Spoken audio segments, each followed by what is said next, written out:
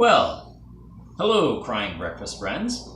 We're going to be doing a short non-spoiler review of Steven Universe the movie. Now, the way I'm presenting this video, my usual viewers will know, it's a little different, no intro, I just walked in. That's because I'm having some battery issues on my camera, so I'm going to maybe have to shoot the next few videos differently than I normally do. Like, I'm going to do some voiceovers and probably going to shoot a couple of videos more like this.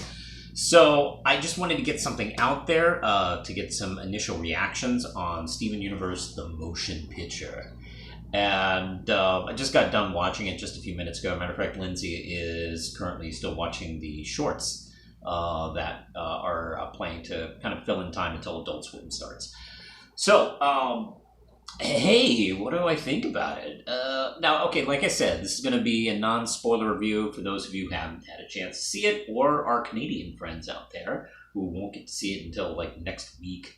First time ever, I wanted to live in America instead of Canada. That's a pretty good achievement there, Steven. Okay. All right. It takes 2 years after the initial series, season 5, actually, at the end of Change Your Mind. And Steven's been pretty busy. He's been kind of like essentially fixing all the damage from the diamonds and kind of teaching them how not to be evil dictators, which, I mean, granted, that's a lot for a 14-year-old, but he seems to handle it pretty well. And the film starts with this beautiful sequence where it goes back and forth, or it kind of takes us through it tells us kind of the general story of the series up until that point. And then, of course, Steven gives his kind of goodbyes to the colonies, going, hey, you know, I'm still around, I'm going to be on Earth with my friends. You guys know what you're doing, so I'm going to take off. Which, of course, the diamonds are not happy about that because they've become kind of possessive, but not evil, creepy, scary possessive. I mean, they have that capability. We know that. I gotta say, the opening titles are really beautiful. It almost looks like kind of a more animated version of the usual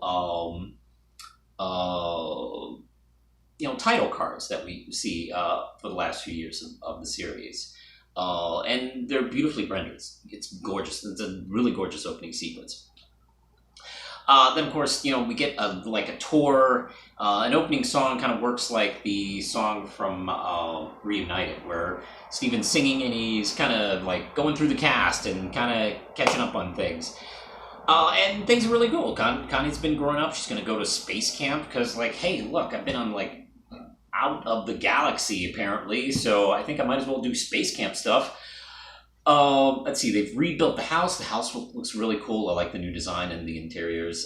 They've built extras to it, and which has a galaxy warp now. They can go back and forth. I don't know why the diamonds were upset. You could basically flash in and out no matter what.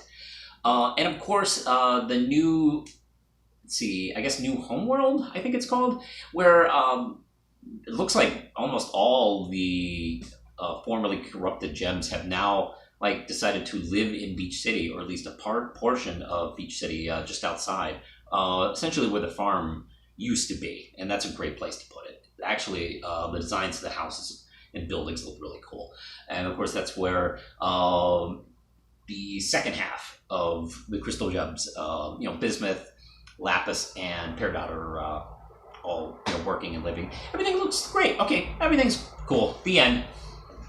Oh, is another thing. This stretchy, cartoony, evil Harley Quinn XJ9 1930s psychopath shows up with another injector, and her plot is to essentially kill everyone. Kill every living biological thing on the Earth, and kill Steven, and kill his friends, and just kill and kill. She has this really cool scythe that she initially takes out the crystal gems, and Steven is able to take her out.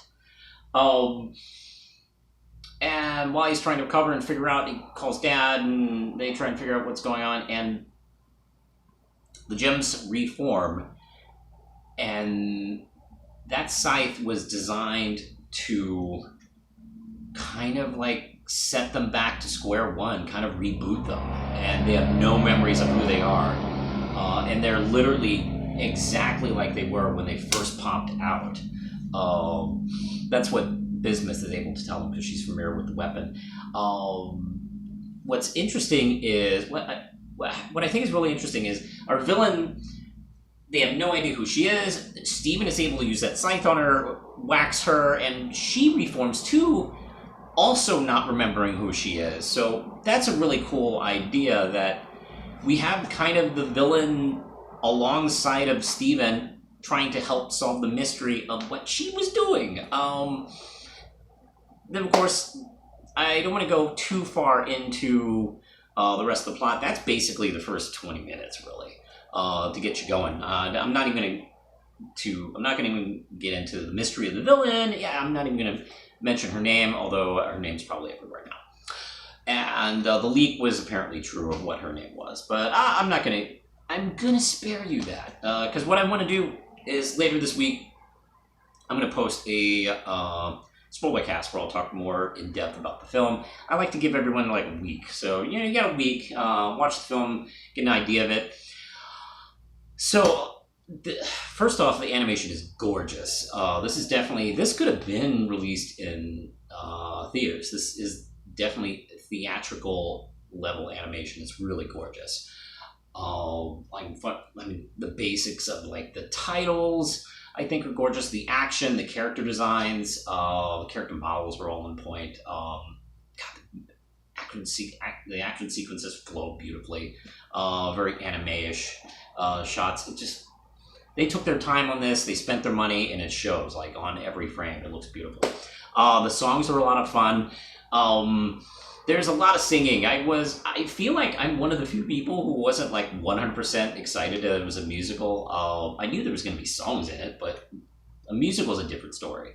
But I didn't feel like they got too in the way, and they did what they usually do in this show is they kind of explain character motivation and character depth and stuff like that. So they worked along the way they usually do, and we got to see some really cool stuff that we have been waiting to see, and a lot of them are through songs.